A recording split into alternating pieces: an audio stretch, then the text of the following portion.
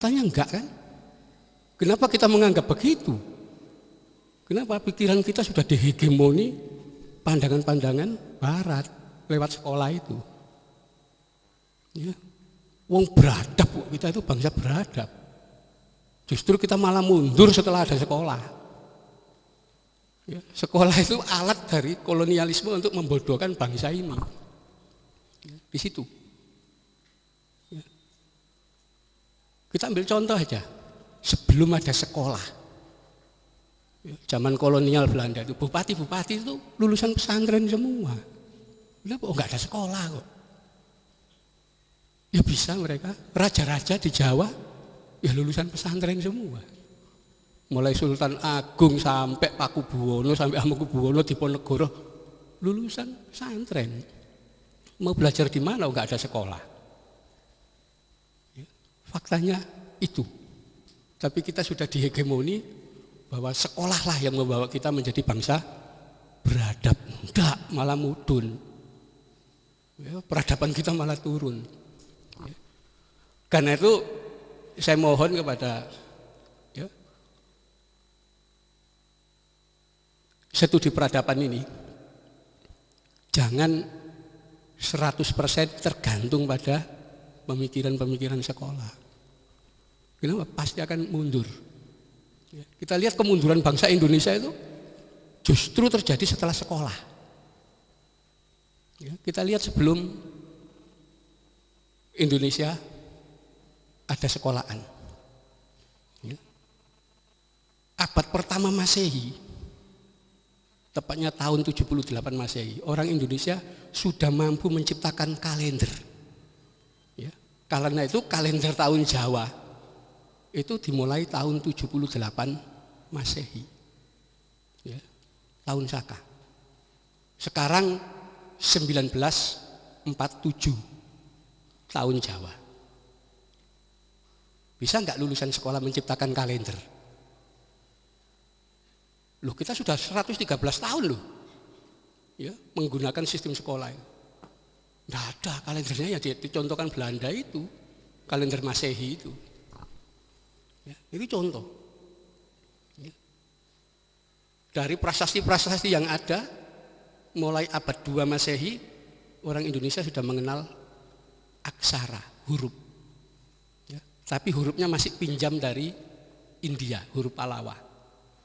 Tapi pada abad 7, orang sudah mampu mencipta aksara Jawa. Orang Sunda mencipta aksara Sunda. Bali mencipta aksara Sumatera Selatan itu Sriwijaya mampu mencipta aksara sendiri. Bahkan orang Batak itu ada Pustaha itu mencipta aksara sendiri. Bugis Makassar punya aksara sendiri. Karena kalau kita mau membuka prasasti mulai zaman abad 7 sampai kitab-kitab yang tadi akan diterjemahkan ya Wulang Re, tulisan karyanya orang-orang Indonesia. Ada enggak sarjana lulusan sekolah mampu menciptakan aksara sendiri? Enggak, ya aksaranya Belanda, ABCD itu. Enggak ada aksara baru di Indonesia. Ya. Kitab hukum undang-undang ya dimulai tahun 648 di Kerajaan Kalingga, namanya Kalingga Dharma Sastra. Sekalipun cuma 119 pasal, tapi itu undang-undang pertama. Ya. Tahun 648 itu sama dengan kekuasaan Khalifah Utsman bin Affan. Kita sudah punya KUHP. Ya, itu dikembangkan zaman Singosari Purwadigama ya, menjadi 174 pasal. Zaman Mojopahit dikembangkan lagi Kutara Manawa menjadi 272 pasal. Gitu. Nah sekarang bisa enggak orang-orang dari sekolahan yang jurusan hukum itu menciptakan KUHP sendiri? Kenapa? KUHP kita itu bikinan Belanda itu. Dulu HIR namanya, Harrison Inland Reclaimment. Enggak bisa kok. Itu artinya setelah sekolah kita malah mundur gitu. Ya. Kulaan pengetahuan dari barat kemudian dijual lagi dengan harga sangat mahal. Ya, itu di situ. Karena itu kita harus belajar berpikir faktual. Bener enggak faktanya ini? Selama ini kita berpikir doktriner, di doktrin Belanda. Iya. Ya, itu. Contoh saking kuatnya doktrin Belanda. Ya. Saya itu merasa sampai sekarang itu alam bawah sadar itu enggak punya. Ya. Gambaran saya nanti punya pembantu rumah tangga babu itu kulit putih noni Belanda itu enggak ada dalam pikiran saya. Babu itu pasti sebangsa saya gitu. Gitu. Itu di situ. Bahkan yang lebih parah, saya itu tidak bisa melihat, ya, tidak ridho hati saya kalau melihat orang kulit putih itu kerja jadi kuli, dagang bakso, nyemir sepatu, nggak ridho, kulit putih kok. Ya. Ya. Itu rata-rata orang kita di situ. Kenapa? Didoktrin sudah bahwa kulit putih harus tinggi mulia, ya. Pekerjaan nyemir sepatu, bikin boto, itu pekerjaan bangsa saya. Itu saya sering marah pada diri sendiri. Saya gimana dibentuk seperti itu ya? Menempatkan kulit putih itu di atas segala-galanya. Ya. Akhirnya peradaban kita anjur-anjuran sekarang itu sudah. Kita gak jelas. Ya, di TV kalau kita lihat debat macam-macam, ya, Jakarta Lawyers Club yang dicontoh pasti Amerika. Karena kita sudah tidak punya identitas. Ya. Di situ. Jadi sebetulnya peradaban Nusantara, ya, peradaban tua, ya, dari contoh, ya, uji karbon terhadap situs Gunung Padang di Cianjur, Gunung Sadahurip di Garut, itu sama. Usia peradaban gunung itu 11.500 tahun sebelum Masehi. Paling tua, Mesir kalah tua, ya Cina kalah tua. Artinya kita peradabannya paling tua. Kenapa bisa seperti itu? Kalau kita lihat ilmu antropologi fisik, fosil paling tua itu fosilnya Pithecanthropus erectus. Ya. Manusia kera berjalan tegak. Itu satu-satunya di Jawa. Ya. Habis itu Meganthropus javanicus. Ya.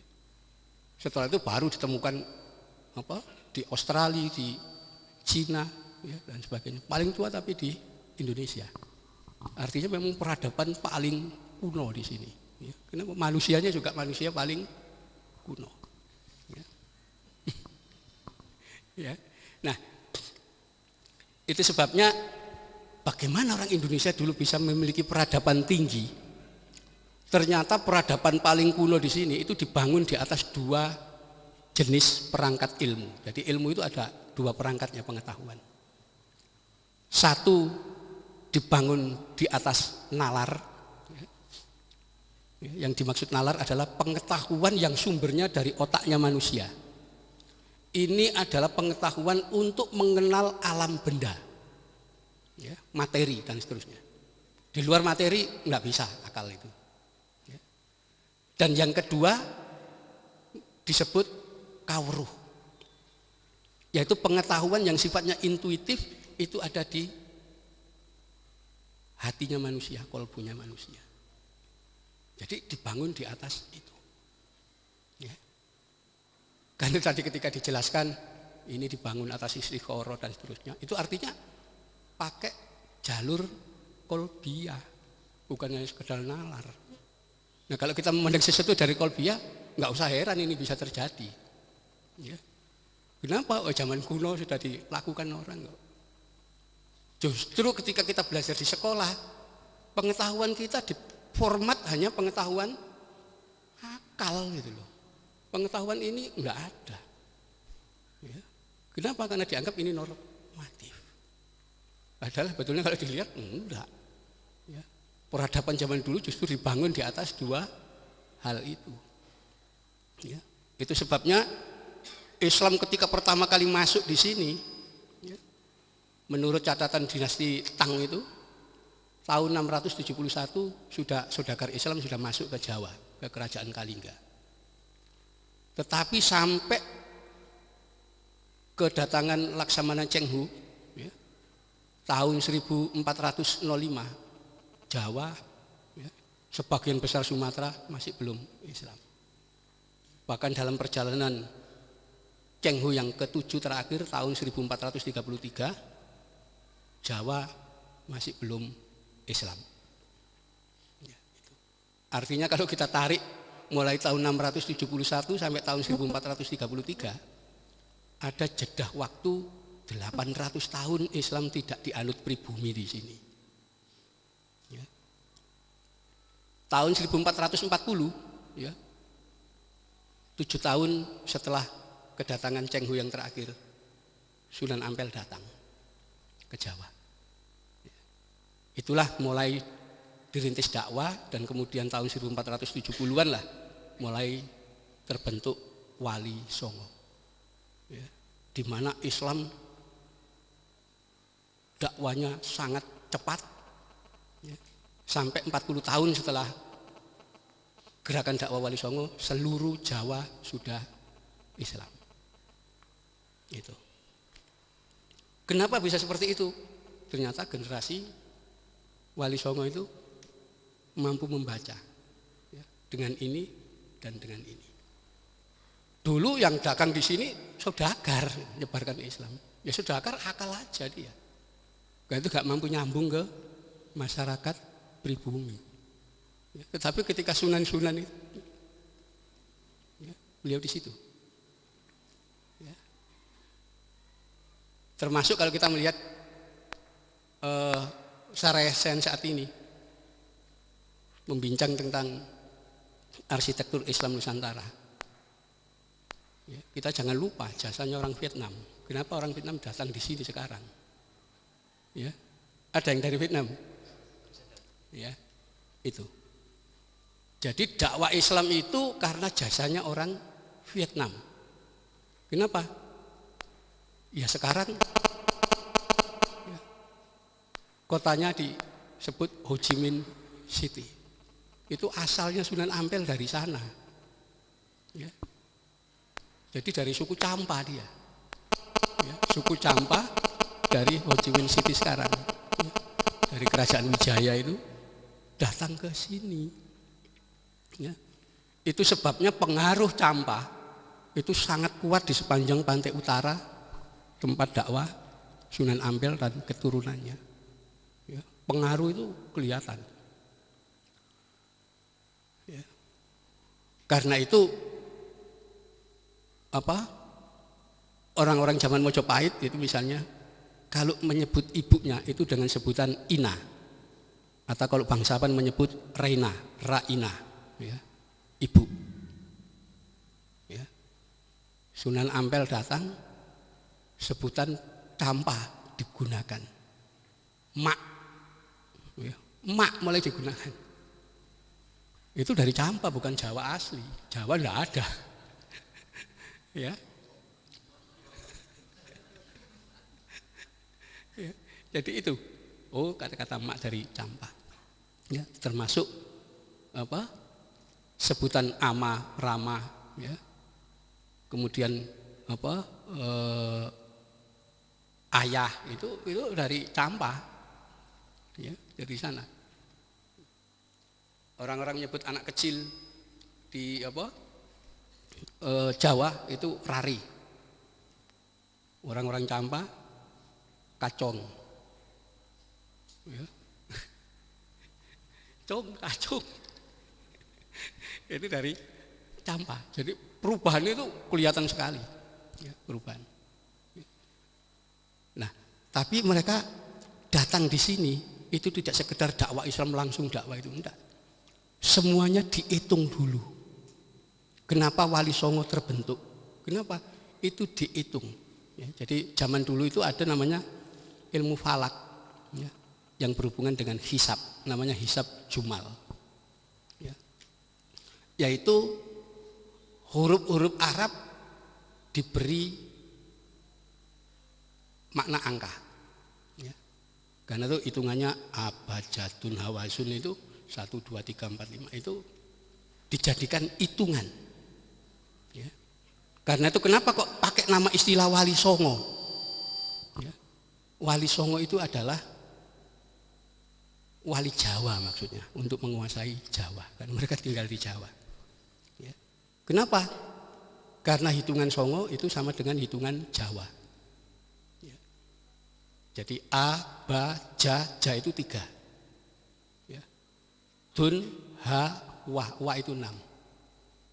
Jawa itu 3 dan 6, artinya 9 menurut hitungan. Ya. Karena itu pakai nama Wali Songo. Berapa huruf itu? Berapa? 9 huruf. Dan dia mengatakan ini adalah yang menjembatani antara masa lampau dengan masa yang akan datang. Gitu. Masa lampau peradaban yang ada, peradaban Mojopahit, Singosari, Kahuripan. Kenapa tidak dipilih Mataram? Wali Songo tahu. Ya, Mataram sudah sangat terpengaruh Hindu sama Buddha.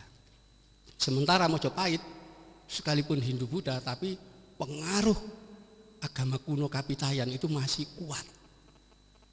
Ya, jadi agama kuno Kapitayan ini yang oleh orang-orang Belanda disebut dengan istilah animisme, dinamisme. Itu keliru. Ya. Ada namanya agama ini kok disebut animisme, dinamisme itu loh. Namanya agama Kapitayan. Ya, di situ. Dihitung sama wali. Kapitayan.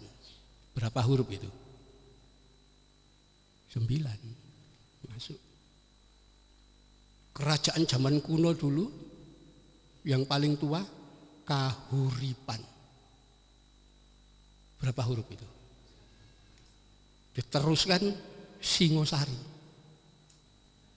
diteruskan Mojopahit,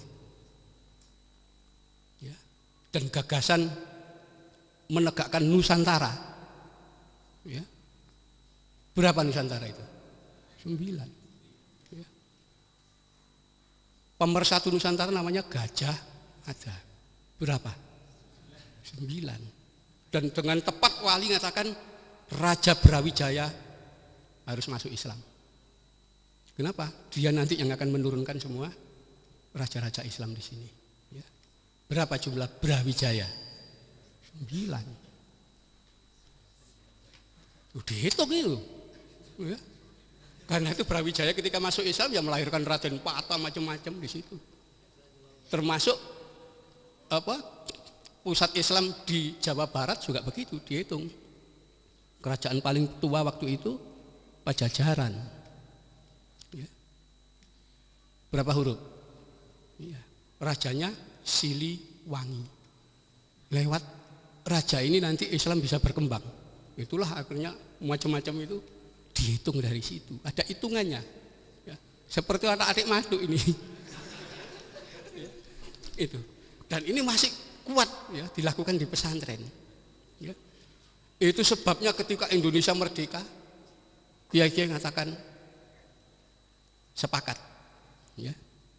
Dan kemudian dasarnya Pancasila yang memproklamasikan Bung Karno.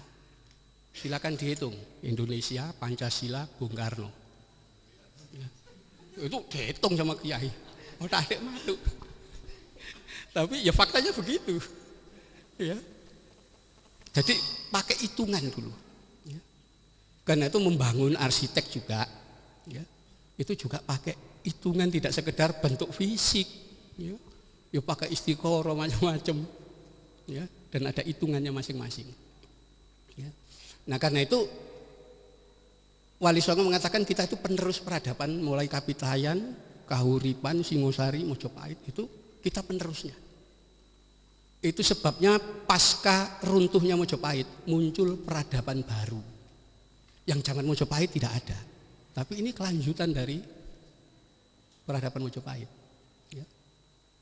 Dalam sastra misalnya, zaman Mojopahit sastra yang paling populer itu ada 2, Kakawin dan Kitung. Ya. Kakawin itu bentuk kawya-kawya Sanskerta yang sangat sulit, ya. Dan kemudian Kitung. Itu pun aturannya juga sangat sulit. Ya. Wali Songo mengatakan itu sastranya orang keraton.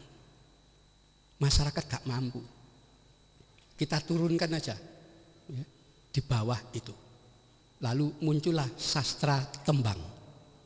Di mana sastra tembang ini dibagi menjadi 4 jenis, ya, 4 tingkatan. Yang pertama tembang ageng, tembang gede. Ya, itu bentuknya girisa. Yang kedua tembang tengahan. Yang ketiga itu tembang alit. Yang paling bawah mocopat. Ya, di situ. Bahkan kemudian berkembang yang kelima, siiran. Ya, itu memasyarakat betul. Ya. Lewat sastra masyarakat itulah kemudian dakwah Islam cepat berkembang. Ya. Sunan Kalijogo mampu menciptakan, ya bukan hanya Sunan Kalijogo waktu itu, termasuk Sunan Bonang dan Sunan Giri itu ikut peran menciptakan wayang. Wayang itu zaman Mojopahit enggak ada. Ya. Mojopahit itu wayangnya namanya krebet, wayang beber. Jadi kertas digambar, digelar, kemudian orang menceritakan. Ceritanya cerita Panji. Ya. Zaman Wali Songo enggak dibikin wayang seperti itu. Kenapa? Tidak boleh gambar seperti wayang beber. Kenapa? Itu gambar orang.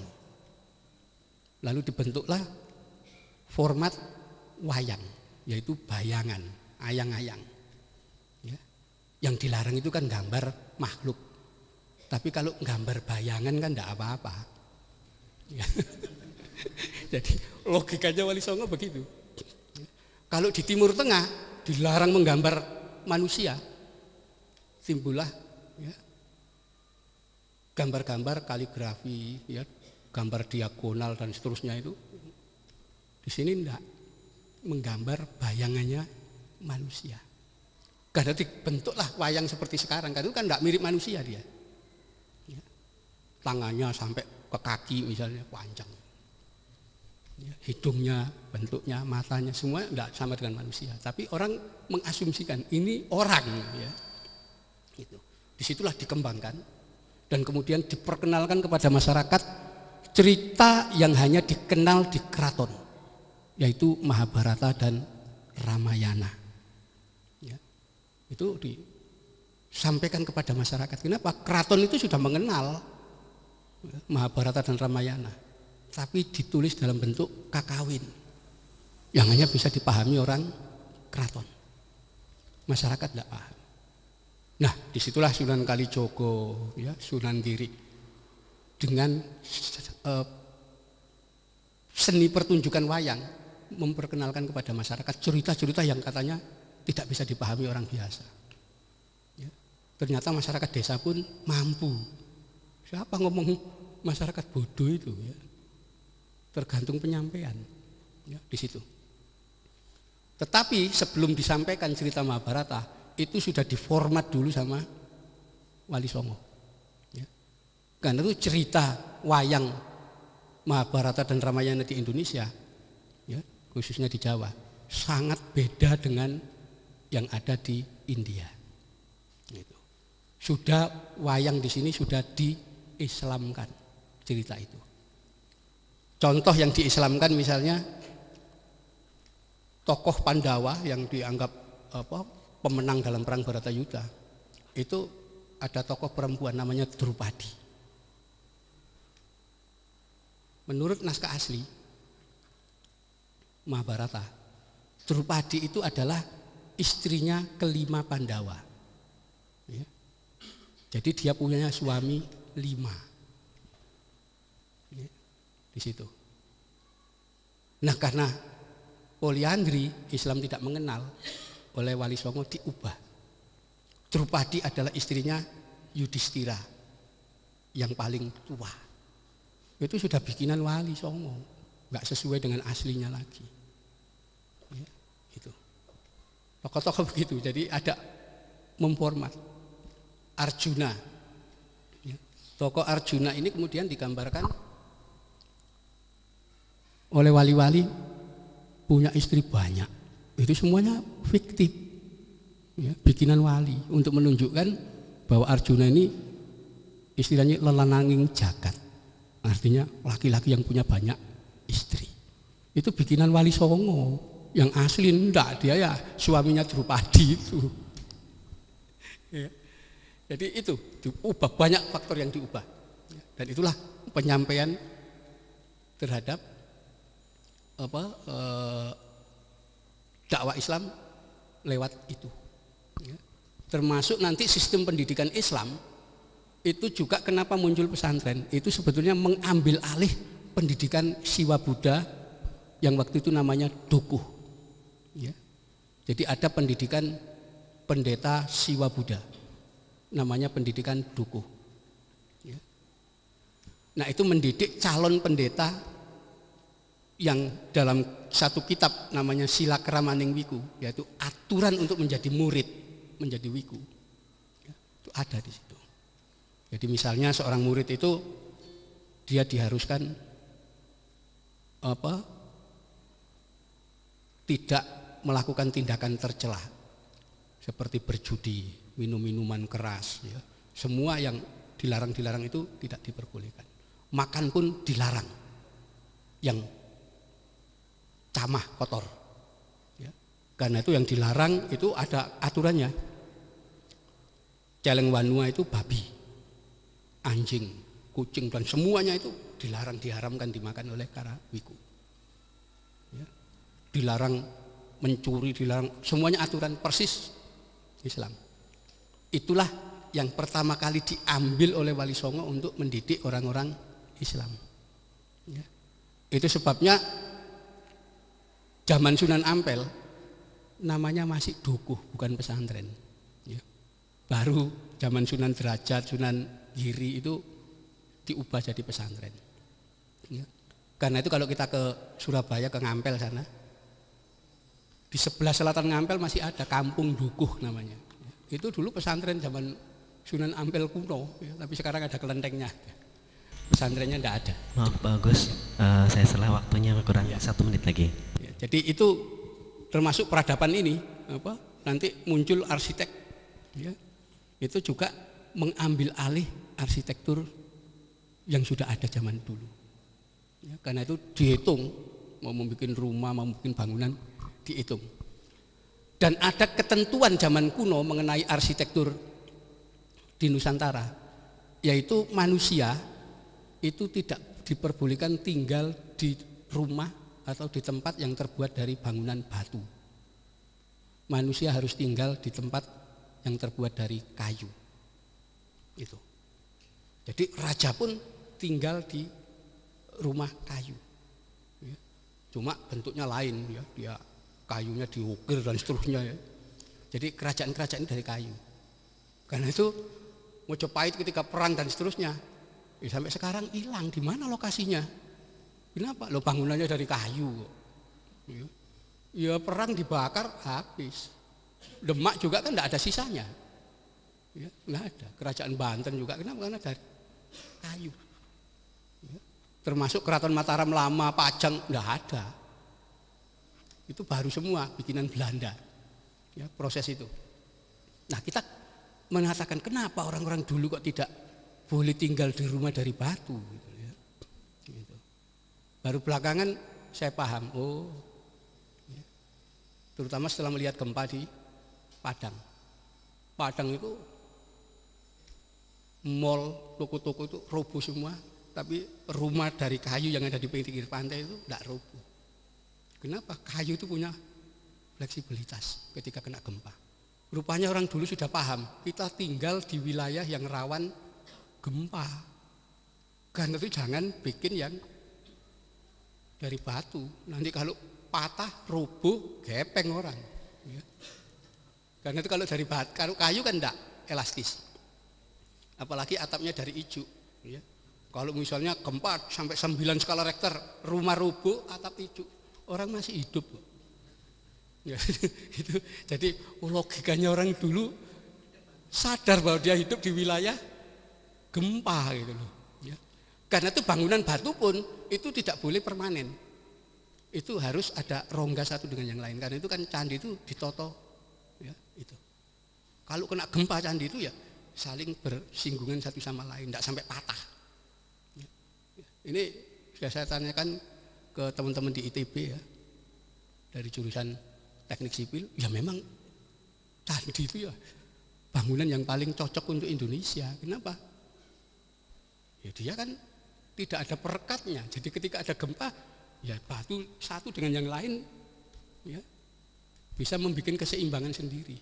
Oh, itu sebabnya ketika gempa Jogja ya, tanggal 26 Mei itu saya datang dari Jakarta dengan teman-teman ke sana.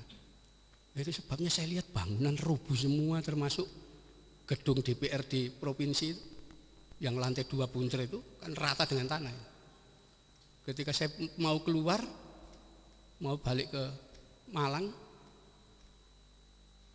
lihat tuh Prambanan kok gak roboh ya gitu. Padahal gedung-gedung yang dicor roboh, Prambanan gak roboh. Coba kita ke Candi Sewu, gak roboh juga. Candi Ratu Boko gak roboh juga, gak ada yang rusak. Kita keliling memang sengaja. Ya, jadi sebabnya saya menghubungi teman di teknik sipil ITB, ya, saya tanyakan, oh iya candi memang gak roboh mas, ya, gitu. Karena apa? Dia dibikin tidak pakai perekat, tapi itu ya saya kira itu. Ya. Dan sampai zaman Islam pun itu masih diikuti. Ya. Nah karena itu ketika ada bangunan seperti ini pasti juga tidak sekedar pakai ini, tapi pakai ini juga. Ya. Bukan hanya sekedar nalar, tapi juga kaweruh. Tidak sekedar ilmu akal, tapi juga ilmu kolbu. Ya. Jadi saya kira itu ya, mungkin nanti kita bisa lanjutkan dengan lebih mendalami masalah ini. Ya. Ya. Mudah-mudahan mampu membuka cakrawala kita dan bermanfaat. Assalamualaikum warahmatullahi wabarakatuh. Wah, menarik sekali Pak. Sebenarnya saya yakin banyak sekali peserta yang mau bertanya di sini, tapi tolong ditahan dulu karena kita mempatkan waktu. Jadi langsung aja ke materi kedua, yaitu Profesor Dr. Abdul Hadi Sulaiman NSA. Monggo Pak.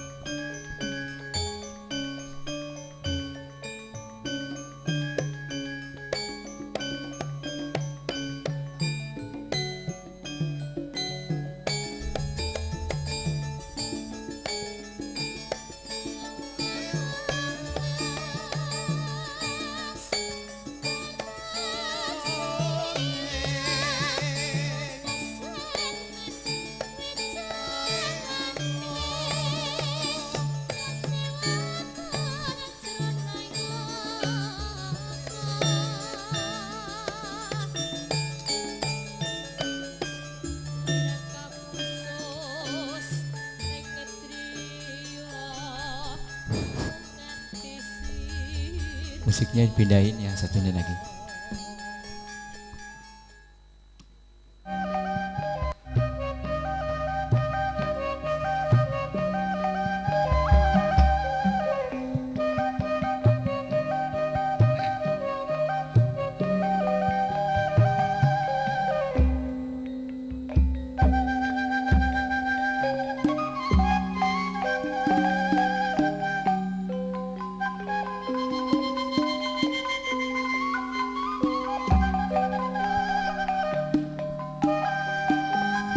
Ya, stop. Assalamualaikum warahmatullahi wabarakatuh.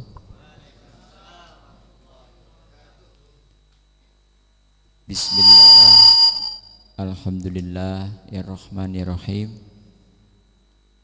Pada pagi ini kita semuanya diberkati salah satu keagungan Allah, yaitu nikmat sehat iman, Islam, dan seterusnya. Yang pertama yang kami hormati Ketua Panitia dan juga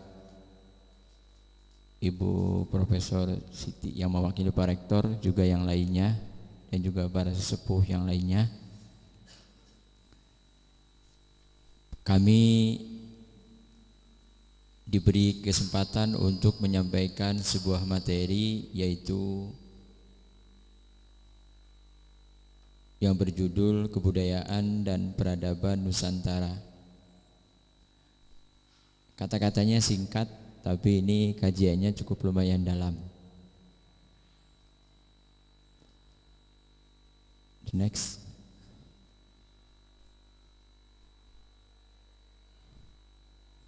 Ini latar belakang kami, kebetulan Pak sedikit pernah belajar seperti para mahasiswa itu. The next.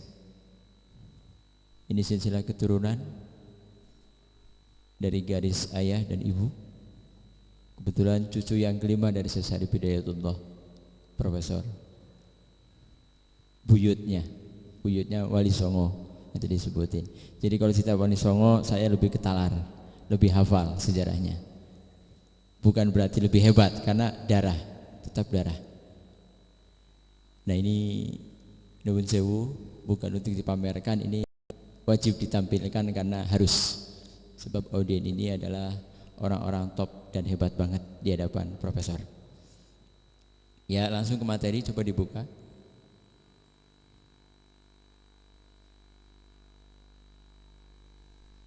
Kita akan bahas paparan yang pertama, yaitu tentang pengertian kebudayaan. Silakan, the next.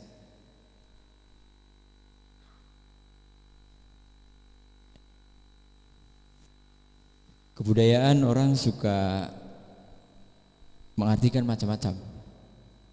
Ya, diperbesar. Halaman pertama dulu pendahuluan. Pendahuluan. Yang bawahnya. Ya. Turunkan ke bawah sedikit. Ini sebelum berangkat sana saya cerita Indonesia dulu. Indonesia ini negara yang betul-betul memiliki nilai sejarah yang sangat tinggi dan strategis, karena bagian dari sistem sejarah peradaban segitiga Atlantis yang tertinggal. Ini saya menjawab dari pernyataan Profesor Adi Santos. Jadi saya dicecer terus, Pak. Profesor kapan mau menjawabnya ini? Nanti ini live, ceramah saya ini live, ini masukin di YouTube. Ya. The next. Selanjutnya, ini ada peraturan undang-undang. Ini ya, jangan cepat-cepat. Ini arti budaya, Pak. Tadi aturan sudah jelas. Kalau menulis cepat ya nulisnya, ya waktunya terbatas. Ini saya membongkar sejarah, yaitu di Asia Afrika. Di sana ada gedung ruang bawah tanah. Beliau ini orang-orang terpenting, dan itu di tengah dekat ada wanita cantik dua itu murid saya dua-duanya. Yang satu tengah itu yang ada senyum sedikit, itu anaknya Dr. Nurtanio yang bukunya saya bawa. Dia orang pendiri dan pencetak rekor terbaik dunia membuat pesawat terbang menggunakan nuklir, bahan bakunya campuran.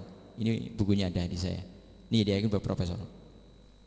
Itu pun saya punya museum di sana, Museum Dirgantara Husein yang barusan selesai kemarin. Saya bikin bandara pilot jet pesawat yang nanti para raja yang seperti zaman Soekarno dulu terjadi lagi di situ. Dan kebetulan kami dipersilahkan untuk membuat seluruh bandara se-ASEAN, dan sekarang lagi bekerja. Bandara jet sudah selesai. The next, ini pengertian budaya. Budaya, jangan cepat-cepat. Itu artinya merupakan bentuk jamak dari budi, ya, atau akal budaya itu. Kemudian di situ diartikan berkaitan dengan bahasa Inggris, ya, Latin itu culture artinya. Ya. Selanjutnya di bawah, budaya adalah suatu cara hidup yang berkembang dan dimiliki bersama oleh sebuah kelompok orang dan diwariskan dari generasi ke generasi. Sehingga pengertian budaya yang paling terakhir itu, budaya adalah suatu pola hidup menyeluruh, budaya bersifat kompleks, abstrak, dan luas. Ini jadi terkait sekali dengan semua sistem. yang tadi diceritakan oleh Bapak sendiri. The next, langsung. Ya, ini beberapa pendapat yang dilontarkan oleh para pakar. Ya, silahkan baca sendiri aja. The next. Nah, ini beberapa para ahli mengungkapkan ada unsur kebudayaan terkait apa, alat teknologi yang tadi barusan, kemudian sistem ekonomi, ya, kemudian keluarga, jelas ini terang, kemudian ada kekuasaan politik. Nah, ini terkait kekuasaan politik. Innahu min Sulaimana wa innahu bismillahirrahmanirrahim. Pada ngelotok orang pesantren ya, bukan profesor ngajarin ya, atau bukan mental profesor depan ada belakangnya ada Sulaimannya, tidak ya, kebetulan orang tua memberi seperti itu. Profesor boleh mendongeng sedikit, ini menyangkut kekuasaan, ditahan dulu, jangan di ini. Ini riset selama 43 tahun saya ngumpulin bukunya 30 tahun, risetnya 10 tahun, kemudian bikin film. Saya udah bikin film, kebetulan Dr. Jazim waktu saya kasih filmnya. Nanti para yang mau ikut ingin melihat filmnya nanti bisa saya perlihatkan sebentar. Film tentang tapak tilas Prabu Siliwangi.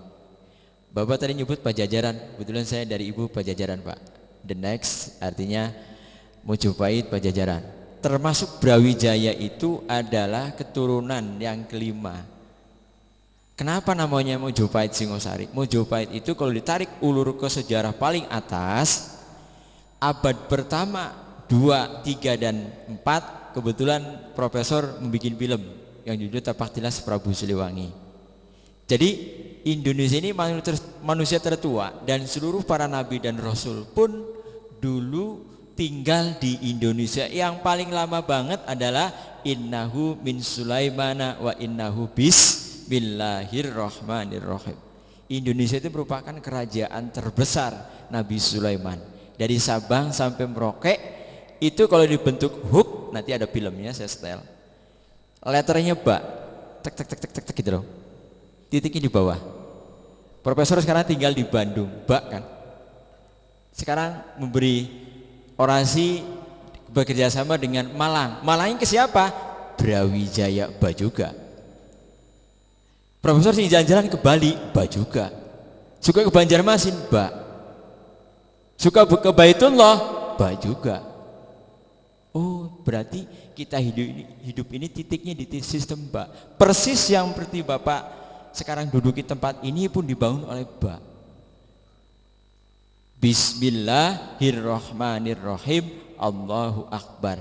Itu sudah Prof buktikan, membuat guha selama kurang lebih 19 tahun. 10 tahun sudah 4 lapis bumi. Ada di Bandung, namanya Gua Arca Manik.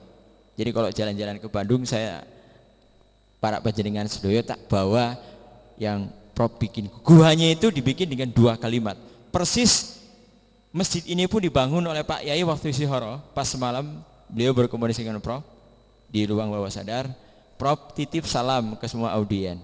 Masjid ini dibangun dengan 2 ba, yaitu Bismillahirrahmanirrahim. Ba yang kedua yaitu Allahu Akbar. Sama dengan profesor waktu bikin yang namanya yaitu Guha Arca Manik. Yang mengerjakan itu pun sama, bukan ahli arsitek. Yang lebih enggak masuk akal lagi menggunakan cangkul. Yang lebih enggak masuk akal lagi cuma dibikin oleh 2 orang. Yang lebih enggak masuk akal lagi menggunakan cangkul tok. Tidak pakai alat berak dikeruk. Yang enggak masuk akal lagi, yang bawa semuanya cuma 1 orang. Tidak ada teman, kawan suruh bantu, enggak boleh. Lebih keren, tidak masuk akal. Sekarang sudah 4 lapis bumi. Arsitek yang masuk ke situ geleng-geleng kepala. Piye to Prof bangunnya? Ini menggunakan roso dengan kalimat Bismillahirrahmanirrahim, Allahu Akbar. Abad pertama, 2, 3, dan 1 itu adalah kerajaan terbesar di dunia yang dinyatakan oleh Al-Quran bahwa seorang raja besar bernama Sulaiman alaihissalam tinggal di antara 2 titik pusaran jagat raya. Quran mengatakan yaitu angin dari barat ke utara, utara. Jadi maaf, dari utara ke selatan, selatan ke utara. Kata ayat itu jelas memberikan suatu inspirasi dan penjelasan yang sekarang sejelas-jelasnya seperti dinyatakan oleh Ketua Peradaban tadi, ya. Kita bukan ragu. Kita ini Indonesia adalah manusia yang dipilih secara automatically by system. Saya barusan pagi cerita dengan Sistosia. Anda ini termasuk profesor lahir di perut ibu itu waktu berhubungan antara ayah dan ibu, maaf ini jorok, tapi ini benar. Sperma yang masuk dalam perut ibu itu jumlahnya 25 miliar. Makanya Nabi kita 25. Yang jadi, maaf, cuma satu. Profesor, Anda semua. Jadi kita ini lahir ini mengalahkan 24 miliar, sekian. Jadi perilakunya harus apa? Harus hebat. Jadi Anda yang hari ini orang yang hebat-hebat. Top banget. Kemudian yang selanjutnya yang dibawa itu pendapat dari pakar yang selanjutnya, Maslow itu sistem moral sosial. Di sini coba bayangin, ini kalau dalam bahasa kerennya itu ini kan kampung, tapi ini kan mengangkat lokal jenius sosial. Jadi Pak Yai ini mengangkat lokal jenius sosial, tapi tidak menutup diri lokal jenius spiritual pun dikembangkan. Buktinya apa? Yang datang ke sini harus apa? Bersih hatinya. Contohnya gini, Profesor mau berdiri ya, maaf. Saya suka berdiri daripada duduk. Saya kalau berdiri, pernah saya ditantang oleh salah seorang ahli sufi. Prof, mau sholat ya? Ya. Sholatnya pakai apa? Daun pisang. Di mana? Yang diceritakan panjenengan tadi. Profesor paling senang sholatnya itu di gubuk reot di atas saung menggunakan bambu. Barusan saya sebelum datang ke sini habis membangun Linggah Yoni yang beratnya 5 ton, sekarang pasti peprein jadi 3 ton. Itu dibangun 5 tahun, 3 hektar di sana. Tempatnya itu enak banget. Jadi para bapak sekalian dan termasuk keluarga besar Brawijaya, kalau ke sana nanti bisa datang ke saung itu di Linggayoni itu. Kota tertua di Cimahi. Saya bangun itu di 3 hektar tanah. Saya sholat di sebuah pelapah daun pisang yang dihamparkan selama kurang lebih 4 jam. Kata mereka yang mendengarkan sholat saya, sholat apa Prof yang dilakukan? Sholat sunnah mutlak. Yang dibaca nggak banyak saya, nggak pakai bacaan sampai panjang. Cuma menerjemahkan saya 2. Allahu Akbar. Prof, kenapa Akbar diterjemahkan? Akbar itu bukan Pak Akbar, bukan Maha Agung. Itu benar, semuanya benar. Jadi waktu Profesor mengucapkan Allahu Akbar ini, Profesor ini berkata pada dirinya sendiri, man arafa nafsahu. Berarti jawabannya faqad arafa rabbahu.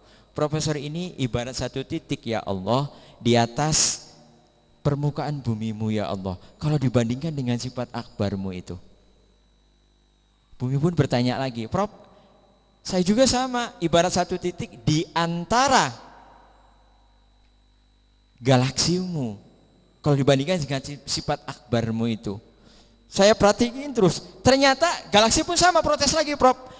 Galaksi pun sama, ibarat satu titik di antara langit-langitmu ya Allah. Kalau dibandingkan dengan sifat akbarmu itu, langit-langit itu menjerit lagi, Prof, langit-langit pun ibarat satu titik di antara arsmu ya Allah. Kalau dibandingkan dengan sifat akbarmu itu, Prof, aras pun ibarat satu titik di antara kerajaan Allah. Kalau dibandingkan dengan sifat akbarmu itu.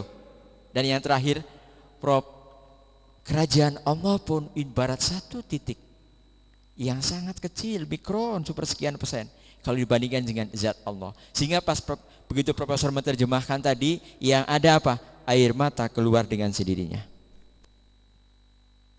Baru kalimat bismillah terlontar. Pas bismillah terlontar, apa yang terjadi? Semua sistem tubuh Prof terkunci. menikmati 3 sistem, jasmani, rohani, roh. Seakan apa? Terbang. Enggak terasa, cuma baca 2 hal tadi itu, ternyata yang melihat Prof itu dia nunggu sampai ketiduran selama 4 jam. Jadi kalau kita sholatnya seperti itu, enak banget ya. Keren habis. Lanjut, itu di bawah ada organisasi ekonomi. Saya sangat senang pas begitu Ibu Profesor menerjemahkan, sudah keliling. Saya bangga, Bu. Bangga. Saya panggil Profesor Siti aja. Kalau Siti itu artinya raja ya, the king. Ya, the king, Bu. Maaf, Bu, ini bukan memuja ya, Bu ya. Jadi kalau boleh saya mengatakan Ibu Profesor Siti yang baik, yang cantik, yang solihah dan sukses dunia akhirat. Boleh, Bu? Ya, gitu. Tapi kata-katanya yang harus diterjemahkan bismillah tadi itu, Prof. Saya kalau manggil istri saya, anak saya, untainya yang pertama dibacakan sayangku yang baik, yang cantik, yang solihah.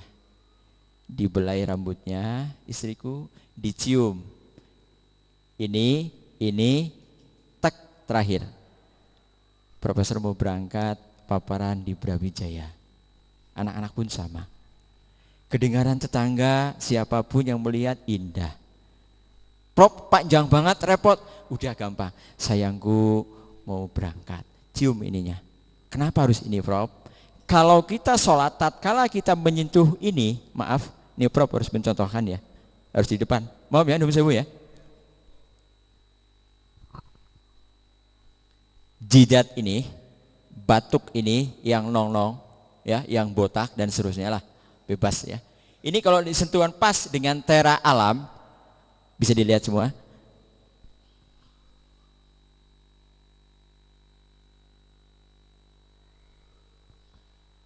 Ini akan terjadi rotasi semua sel embrio super genius kita yang ada di tubuh kita yang jumlahnya 1 triliun di otak kita itu akan bergerak semua.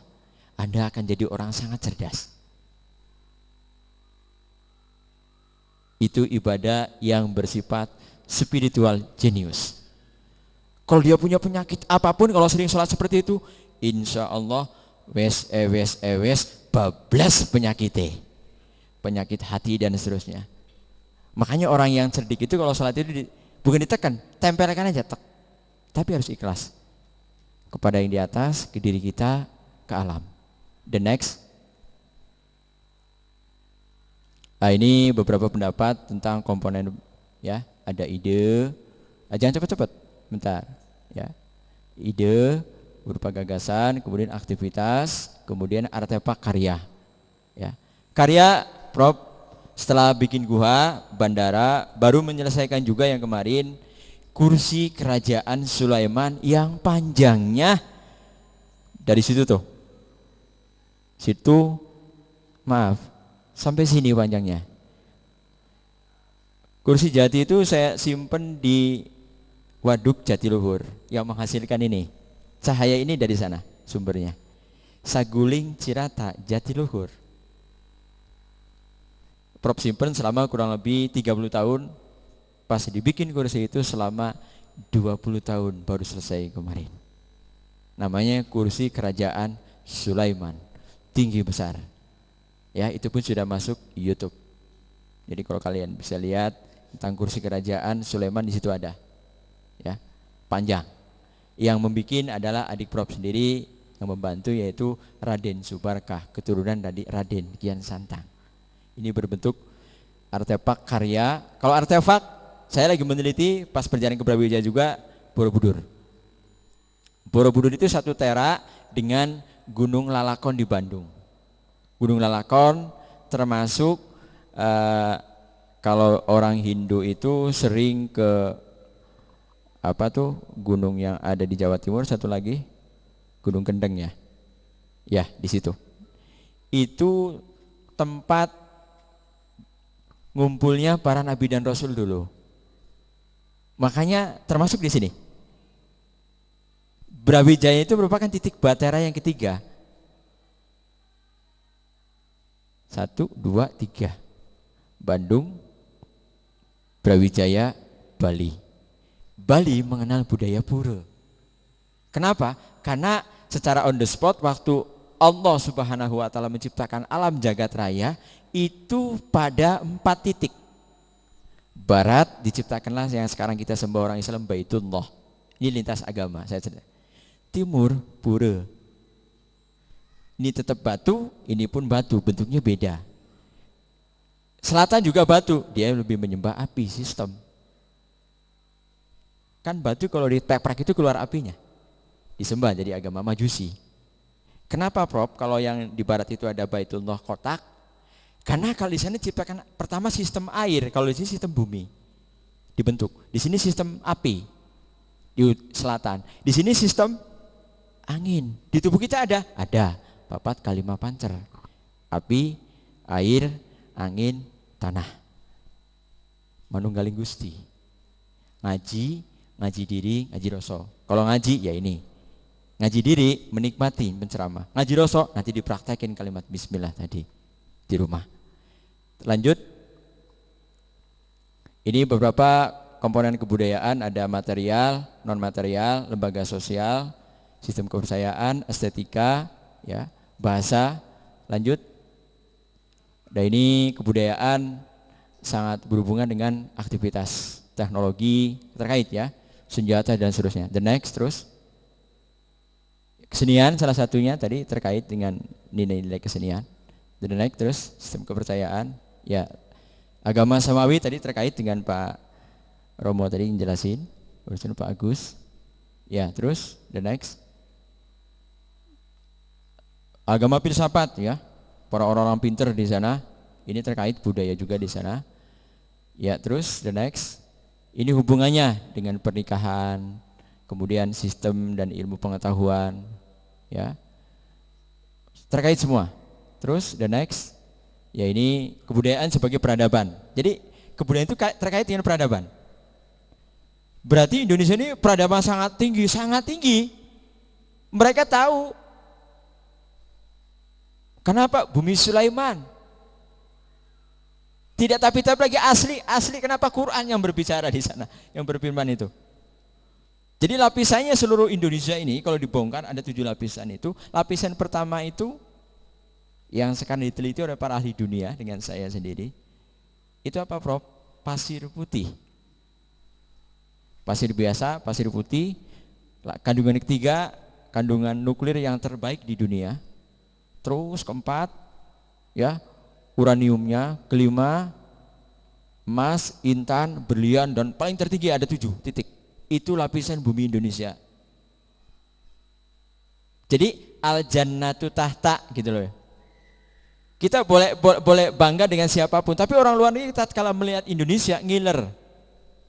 Logikanya sejarah gini. Kenapa sih Belanda jauh-jauh mendatang ke kita? Itu bukan menjajah. Minta sedikit fotokopi, direview sama dia, dibikin museum di sana. Yang S2 suruh ke sana itu suruh belajar sama fotokopi. Padahal di kita sudah ada semua. Asli loh. Terus. Ya, the next. Nah, ini beberapa hal-hal yang terkait. Kita akan selanjutnya kita akan nyetel sebuah film. Ya, film. Lanjut. Film. Ini film terkait dengan, ya, coba perhatikan film ini. Maaf Prof, waktunya 5 menit lagi Prof. Ya.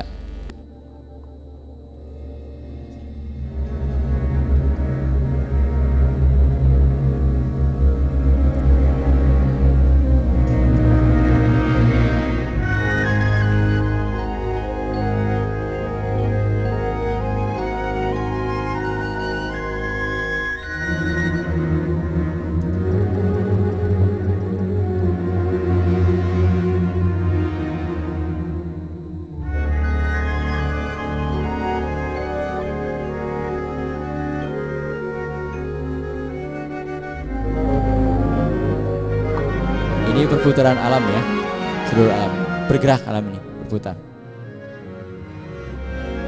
kecepatannya 17 triliun kecepatan cahaya per detik.